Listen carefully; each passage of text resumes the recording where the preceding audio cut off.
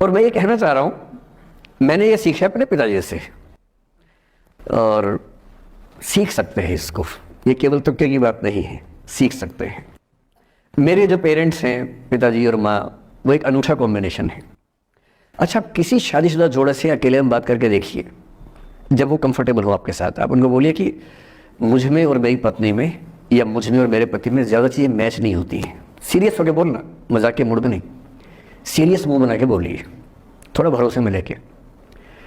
दुनिया का हर जोड़ा आपसे बोलेगा आप में तो फिर भी कुछ मैच होता है, हम में तो कुछ मैच नहीं होता, एक भी मैच। सारे जोड़े ऐसे ही चल रहे हैं। सबको लगता है कि उसका घर बढ़िया चल रहा है, मेरा ही ठीक नहीं चल रहा, क्योंकि उसका घर आपने फेसबुक पे देखा है, अच्छी अच्छी फोटो देखी हैं। 24 घंटे में से जो 2 अच्छे मिनट आए थे, उसमें ली गई 25 फोटो में से बेस्ट फोटो फेसबुक पे आई थी। और अपने घर में आप बाकी 24 घंटे में से 2 मिनट छोड़ के बाकी देख रहे हैं, तो दूसरे का घर हमेशा अच्छा लगता है कि यार लाइफ हो तो उनके जैसी हो। तो हमारे माता पिता भी स्वभाव उनका भी थोड़ा अलग रहा, सबका है, हमारा भी है। तो मेरे पिताजी हैं मस्त मौला आदमी, जैसे कबीरदास एकदम फक्कड़ मस्त मौला आदमी, भाड़ में जाए दुनिया उस मूड में रहते हैं, नुकसान हो जाए भाड़ में जाए। गीता का सार उन्होंने अपने मन में बिठा लिया है। उनका बड़े से बड़ा नुकसान हो जाता है तो क्या बोलते हैं, हमारा क्या था जो लाए थे, जो लिया यहीं से लिया, जो दिया यहीं दिया, साथ लेके क्या जाना है, बात खत्म। कोई टेंशन ही नहीं उनको। और बाकी सब लोग टेंशन में कि अब क्या करें, ये हो गया वो हो गया, कैसे मैनेज करें। मेरी माँ को तनाव हो जाता था, तो जब पिताजी ऐसी हो तो माँ को तनाव होगा, सीधी सी बात है। अगर माँ वैसी होती पिताजी तनाव में रहते हैं, तो सामान्य बात है। जब घर में एक व्यक्ति मस्त भोला हो तो बाकी लोग तनाव तो फिर बांटेंगे ना आपस में। तो बड़ा तनाव में रहती थी। उनको घर की चिंता, बच्चों की चिंता बहुत सताती थी। पिताजी भी चिंतित थे बच्चों को लेकर, जैसे कोई पिता होता है, पर उनकी नेचर थी कि ठीक है देख लेंगे जो होगा, अरे देख लेंगे, अरे भाड़ में जाओ, उस मूड में रहते हैं, आज भी रहते हैं। मेरी माँ 73 की उम्र से कुछ महीने पहले चल बसी, उनका जीवन समाप्त हुआ। मतलब मुझे नहीं पता कि जीवन क्यों समाप्त होता है, क्योंकि बड़े बूढ़े कहते हैं कि हर व्यक्ति की सांस का इतिहास है, सांसें लिखी हुई हैं, ईश्वर ने उतनी सांसें मिलेगी। मुझे बहुत भरोसा इस बात में है नहीं, क्योंकि भगवान ऐसा क्यों करेगा कि जापान में सांसें ज्यादा लिखेगा और अफ्रीका में कम लिखेगा? भगवान ऐसा क्यों करेगा? और अगर सांसें पहले से लिखी हुई हैं तो हमारी जीवन प्रत्याशा क्यों बढ़ती जा रही है?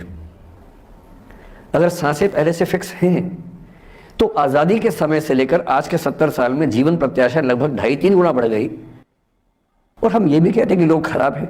अगर लोग बुरे हैं तो जीवन छोटा होना चाहिए कर्मों के हिसाब से। लोग खराब हैं और जीवन बड़ा होता जा रहा है। तो मुझे उन मान्यताओं में बहुत भरोसा है नहीं कि सांसें लिखी हुई हैं। अगर सांसें लिखी होती तो मनुष्य की औसत आयु 25 साल से ऊपर नहीं होनी चाहिए थी, 25-30 मैक्सिमम। और हम 70-80 साल धूमधाम से जी रहे हैं, जिसका मतलब है कि ये भगवान से ज़्यादा इंसान ने लिखा है, मेडिकल साइंस ने लिखा है, वैज्ञानिकों ने लिखा है। और मैं ऐसा व्यक्ति हूँ, मैं बहुत धार्मिक व्यक्ति हूँ नहीं, और मैं इसको छिपाता भी नहीं हूँ। मैं बहुत छिप छिप के बहुत जी लिया। मैंने ठान लिया कि मैं जैसा हूँ वैसा रहूँगा। ना मुझे किसी पार्टी से मतलब है, ना किसी विचारधारा से मतलब है। मैं विचार वाला आदमी हूँ, धारा वाला नहीं हूँ। जिसको धारा में बहना है बहे, हम तो अकेले चलेंगे, विचार के साथ चलेंगे। जो ठीक लगता है वो बोलेंगे और वैसे ही रहेंगे। हाँ, गलत बोलने से बचता हूँ, किसी के बारे में गलत बोलना मुझे अच्छा नहीं लगता है, लेकिन जो सही लगता है वो तो बोलूँगा ना भाई। मेरे पिताजी 81 साल के हैं, अभी 81 साल के हुए कुछ दिन पहले, और एकदम मस्त मौला आदमी है, मुझसे ज़्यादा युवा हैं। मैं 50 साल का बूढ़ा हूँ, वो 81 साल के युवा हैं। उनके चेहरे की चमक, मतलब कई ट्यूबलाइट फेल है उनके सामने, ऐसी चमक चेहरे पर रहती है। क्यों रहती है? उसकी एक वजह यह कि वो रोज़ सुबह 2-3 घंटे प्राणायाम, योग, ध्यान, बहुत कुछ करते हैं। उनका भोजन इतना संतुलित है, सप्ताह में कम से कम 1 बार, कभी कभी महीने में 4 से ज़्यादा 6-7 बार उपवास करते हैं पूरा पूरा। वो सब चीज़ें उनके अभ्यास में हैं, जो मेरे अभ्यास में उतनी नहीं है। मैं भी कोशिश करता हूँ, पर अभी उतना सफल नहीं हो पा रहा हूँ। पर मेरी राय में उनके इस सुंदर जीवन का सबसे बड़ा राज ये क्षमता है कि वो हर चीज़ को लेट गो कर देते हैं।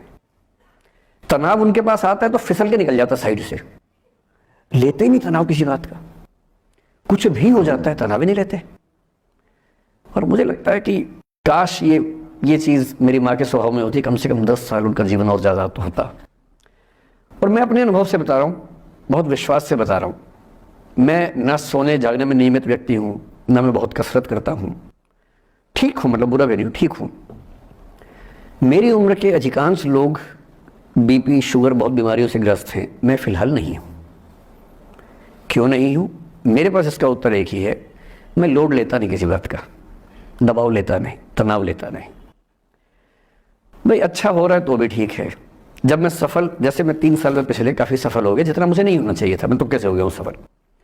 अगर मैं सफल हो गया तो मैं इस बात का लोड भी नहीं ले रहा कि मैं सफल क्यों हो गया। अरे हो गया तो कैसे हो गया, कई लोग हो जाते हैं, हम भी हो गए, ऐसा क्या है। कल को नहीं रहूंगा मान लीजिए, ऐसा हो सकता है, कल को फेल हो जाऊं कहीं। फेलियर को बचाना पता नहीं कितना मुश्किल होता होगा लोगों के लिए, मैं अपने बारे में जानता हूं, मुझे मुश्किल नहीं होने वाला, क्योंकि मैंने सफलता का लोड लिया ही नहीं अपने ऊपर। विफलता मुझे क्या प्रभावित करेगी, बहुत फर्क नहीं पड़ता है। और मैं दावे से कह रहा हूं कि यदि ये टेम्परामेंट आपका हो, जो मेरे पिताजी से मैंने सीखा है, तो आप जिंदगी में सफल कितने होंगे वो एक अलग पैरामीटर है, पर आपकी जिंदगी शानदार होगी। और जितनी जिंदगी आपकी है, जितनी सांसें आप कहते हैं कि लिखी हुई हैं, गारंटी से कह रहा हूं कि 10 साल बढ़ जाएंगे। कुछ और लोगों के आप कम कर देंगे अलग बात है, लेकिन अपने 10 साल बढ़ा देंगे। इसलिए ये सीखना बहुत ज़रूरी है कि कैसे लेट गो करना है जिंदगी की चीज़ों को। 3-4 प्रसंग होते हैं। एक होता है कि आप किसी को बहुत चाहते हैं पर वो आपको नहीं चाहता। आपकी उम्र में ये सब तो खेल होता है, और क्या खेल होता है। मेरे घर में 2 बच्चे हैं 17 साल के, तो मैं उनको देख के समझता रहता हूँ। वो मुझसे छुप छुप के किसी से बात करते हैं और मैं छुप छुप के सुन लेता हूँ। तो उन्हें नहीं पता, मुझे तो नाम भी पता है किससे बात करते हैं, एक आध का तो एड्रेस भी पता है मुझे। और मैं तो बच्चों को बोलता हूँ कभी जाना वाना हो तो मैं ले चलूँगा, चिंता मत करना, बोल देना कि ड्राइवर साथ में आया है, टेंशन मत लेना। तो मेरे तो बच्चे मेरे दोस्त हैं, मैं तो बड़ा दोस्ती के भाव में रहता हूँ। मेरा एक ही बेंचमार्क है कि वो जिस उम्र में जैसे हैं मैं कैसा था, और वो मुझसे अच्छे चल रहे हैं। उससे ज़्यादा उम्मीद मुझे करने में नहीं चाहिए। मैंने जो कुकृत्य 8वीं क्लास में किए थे उन्होंने 11वीं क्लास में किए, तो बहुत है। मैं ये क्यों मान के चलूँ कि वो देवी देवता पैदा होंगे, मेरे ही तो बच्चे हैं भाई। जीन तो मेरे ही है, तो कैसे देवी देवता हो जाएंगे। तो ज़्यादा उम्मीदें क्यों पालनी है बच्चों से भी। मैं क्यों चाहूँ कि मेरा बच्चा IAS जॉब करे, क्यों करे, वो IAS भी क्यों करे। उसका मन करेगा तो करेगा, नहीं करेगा तो हार में है। अगर वो कहेगा कि मुझे स्टार्टअप करना है, स्टार्टअप कर लो भाई। अगर वो कहेगा मुझे कुछ और नौकरी करनी है प्राइवेट सेक्टर में, तो वो कर लो। मैं क्यों ठेकेदार बनूं उसका भाई। मैं क्यों ये चाहूं कि वो मेरे रास्ते पर चले, मुझसे बेहतर बने। ये सब बेकार की बात